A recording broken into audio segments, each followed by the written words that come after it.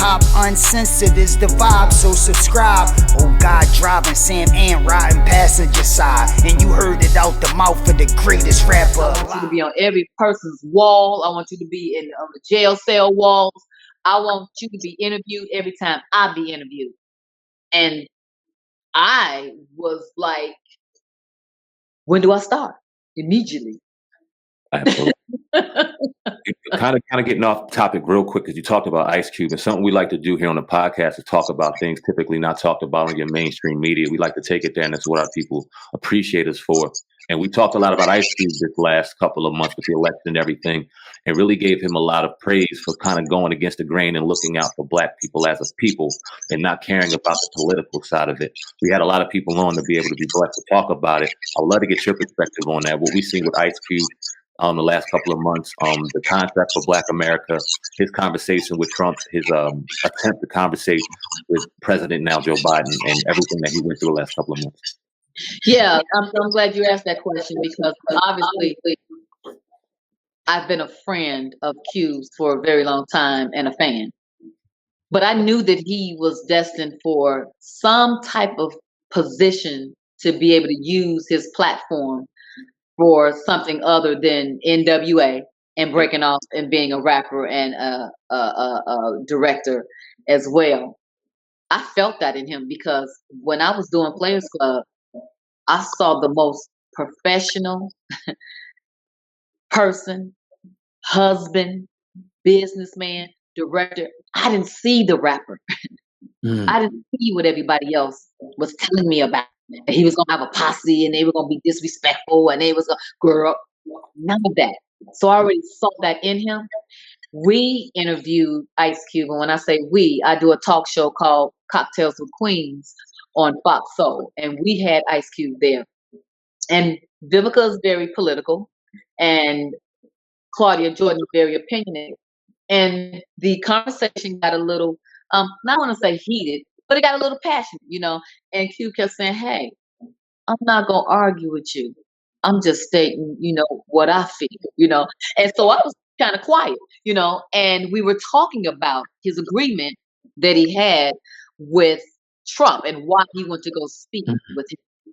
And like he said, and I understood, he said, well, hey, I'm just a facilitator. I'm able to bring this forth and happen to allow some lights to be shined on it for people to be able to see it. But make no mistake about it, I need others to help me. So maybe this bill would be written the way it is, and I need some women to come and help me to make it what you guys want it to be. But it kind of got convoluted a little bit in that interview. And a lot of people walked away not understanding what he was saying and what they were saying as well. And the girls had said to me, well, Lisa Raye, you didn't really say too much. And it's like, well, let me be clear that I won't be saying a lot when it comes to Ice Cube, because Ice Cube started my career. So I know where my loyalty lies. That's dope. Yeah. You know what I'm saying? So it was not that he was saying something that I didn't agree with. It was just me listening with a whole different intent to see how I can help facilitate. Because that's what it's about.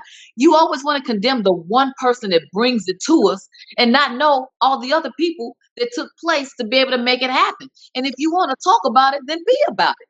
If you want to talk about it, then step up and say, well, you know what? I'd like to be able to be instrumental in helping you then. Because that's what I said. That's what I want to do. And so, I look forward to Ice Cube being able to bring this agreement to Biden's people and see if they can hear him out and see if we can help cultivate something for us Black folks so we can unite and become better than where the heck we are now, because Trump ain't did nothing but unveiled all this racism to us, and we had no idea that it was right. We thought it was right around the corner. It was right here now. So we got so much more to fight for and to do.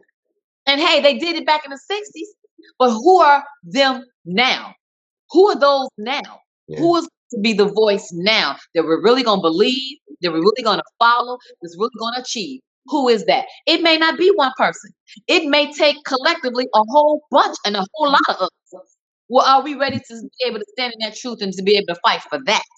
Because we can all talk about it. So I'm growing in a place for me to even be able to meet a man like Ice Cube and shake his hand and say, I want to welcome you, and I want you to welcome me, so we can work on this together, so we can welcome others. So my hats off to Ice Cube. Yeah, now someone else that you work with that came in the same vein of Ice Cube, Tupac. Are you surprised that he is who he is now? Because you met him at a very young point in his career. Are you surprised, that he is revered like he is now? Yeah, because I wasn't a fan of his then like I am now. I don't think that I listen to his music the same way that I listen to it now that I listened to it then.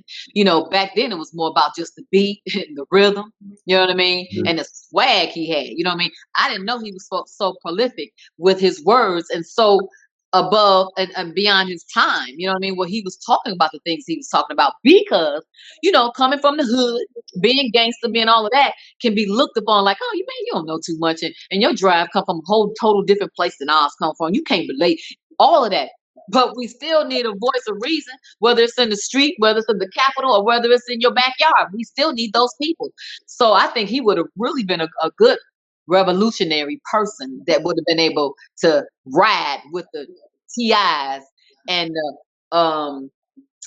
what's T.I.'s guy named that's in Atlanta? Killer Mike. Oh yeah. You know what I'm saying? I believe they could have helped Reverend Al Sharpton. You know what I mean? Because we need the old school to merge with the new school. You know what I mean? We got people's ears like your show.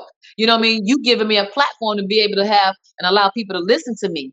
I got to take that. And we can shoot the breeze and talk that shit all we want to, but when it really gets, serious, mm-hmm. You got to be able to rise to the occasion and be able to say, I know what I'm talking about, but when I don't know what I'm talking about, then I need to be educated, and I'm great at that. I do it all the time. In the middle of my show, I'm like, what does that word mean? I ain't never heard that word before. What does that phrase mean?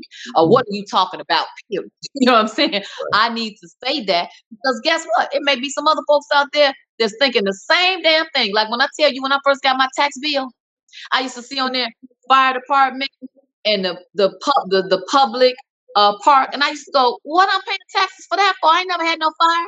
Mm-hmm. What I got to do this for?" I had no idea where the tax money was going. Right. All I get pays to our streets. It pays for the police officers. I had no idea that when you look at the list, then you can say to yourself, well, yeah, okay, I get it. This is why I got to pay taxes. You understand more then. But when you don't know, you're not educating yourself, or you don't even know how to ask those questions because you don't know to ask them at all, then that means you're left in the dark and you are left at a disadvantage. You need an older sister. You need a therapist. You need a mentor. You need a sister. You need an auntie. You need a diva. You need a homie to be able to have conversation in front of you, period, so you can hear some stuff by way of being able to say, oh, I was afraid to ask that question, but I didn't have to because I overheard it. Yeah. With some sense sometimes. You know what I mean? We all got different sides to ourselves, but when I have a platform to be able, that's a real strong platform for me to be able to share and shed some light on some educational things, then I do just that. No different than what you guys do, and allow us to be able to do so, and you guys talk and monitor what people are saying through your show. Indeed.